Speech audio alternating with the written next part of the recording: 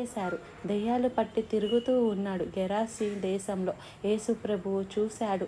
ఈ యవ్వనస్తుడు నాకు కావాలి, ఈ బిడ్డ తల్లిదండ్రులకు వద్దు, ఎవడికి ఉపయోగకరంగా లేడు, దెయ్యాలతో పట్టి పీడించబడుతున్నాడు అని ప్రభువు ఇద్దరి నుండి అద్దరికి వెళ్ళి అతన్ని విడిపించటానికి వెళ్ళినప్పుడు సర్వోన్నతుడైన దేవుని కుమారుడా అని నమస్కారం చేసుకుంటూ వచ్చాడండి. ఆ గెరాసీనుల దేశంలో దెయ్యం పట్టిన వాడు, సర్వోన్నతుడైన దేవుని కుమారుడు, నాతో నీకేం పని, నీతోనే నాకు పని, నిన్ను పట్టిన దెయ్యాల నుంచి నిన్ను విడిపించి నిన్ను నా బిడ్డగా చేసుకోవాలని వచ్చాను, నిన్ను పట్టి పీడిస్తున్న శాపాల నుంచి నిన్ను నా సాక్షిగా చేసుకోవాలని వచ్చాను నేను.